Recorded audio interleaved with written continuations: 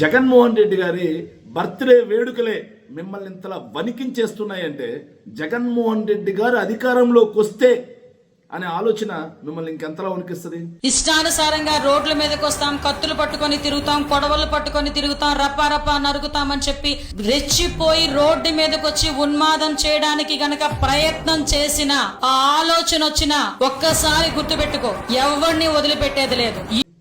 ఏదైనా సరే ఈ కూటమి ప్రభుత్వం ఎంతలా భయపడుతుంది, రాజ్యాంగాన్ని ఎంతలా అపహాస్యం చేస్తుంది అనడానికి ఉదాహరణే జగన్మోహన్ రెడ్డి గారి బర్త్డే వేడుకల్లో ఏదైతే పొట్టేలు నరికారు అని చెప్పేసి రప్ప అన్నారనేసి తీసుకెళ్లి అరెస్ట్ చేసి చిత్రహింసలకు గురి చేసి దాన్ని కూడా కస్టోడియల్ టార్చర్ అంటారు దాన్ని.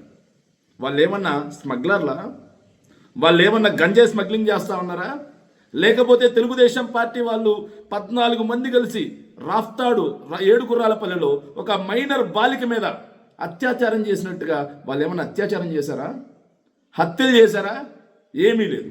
కానీ రెడ్ బుక్ అనే ఒక పిచ్చి కుక్కను వదిలిపెట్టి భారత రాజ్యాంగాన్ని, సిఆర్పిసిని అపహాస్యం చేస్తూ ఈ విధంగా వైఎస్ఆర్ కాంగ్రెస్ పార్టీ శ్రేణుల్ని కొట్టడమే కాకుండా రోడ్డు మీద ఊరేగిస్తారా? నారా లోకేష్ ఒకటి గుర్తుపెట్టుకో, హోంమంత్రి అనిత గారు ఒకటి గుర్తుపెట్టుకోండి, మీరు ఈరోజు ఏదైతే విత్తుతున్నారో అదే వటవృక్షం అయిపోతుంది, అదే గిర్రం తిరిగి మీ మెడకు చుట్టుకుంటుంది.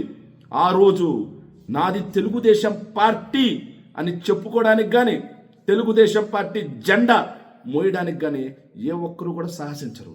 ఇది మీరు నేర్పిస్తున్నదే. ఇది లేకపోతే బర్త్డే వేడుకలు నరికితే దేశద్రోహుల?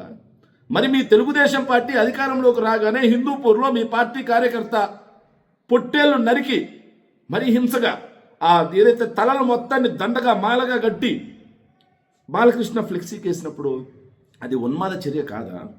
జీవహింస కాలేదా? చంద్రబాబు నాయుడు గారు ఫ్లెక్సీలకు పొట్టేళ్లు నరికి రక్తాభిషేకం చేసినప్పుడు ఉన్మాద చర్య కాదా?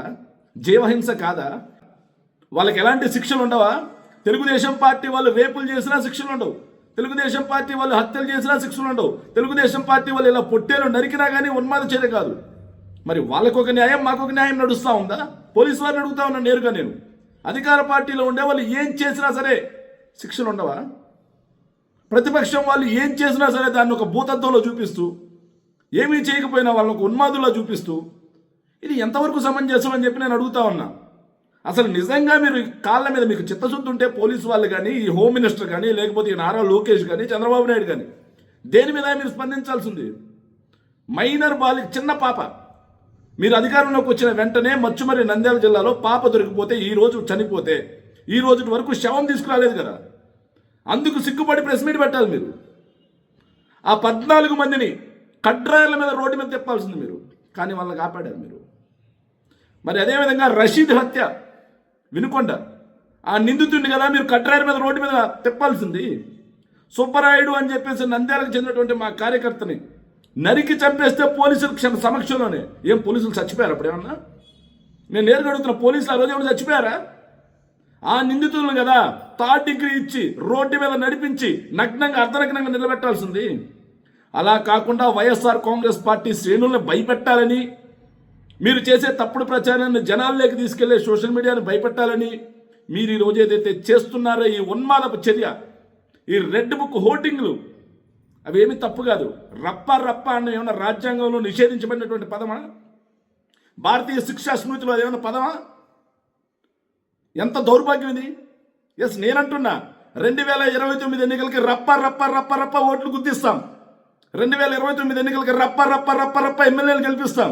2029 ఎన్నికలకి రేపు రప్ప జగన్మోహన్ రెడ్డి గారిని సీఎంగా చేస్తాం. ఏం 3rd డిగ్రీ ఇస్తారా? నాకు కూడా 3rd డిగ్రీ ఇవ్వండి. మరి ఇలా కాకుండా మీకు నచ్చలేదని చెప్పేసి వైఎస్ఆర్ కాంగ్రెస్ పార్టీ శ్రేణులను భయప్రాంతులు చేయడం కోసం రెడ్ బుక్ రాజ్యాంగాన్ని వాడి సిఆర్పిసిని పక్కన పెట్టి 3rd డిగ్రీలు చేసి మేము అడిగేవాళ్ళు లేరనుకుంటున్నారా? చట్టాలు లేవనుకుంటున్నారా? అధికారం శాశ్వతం అనుకుంటున్నారా?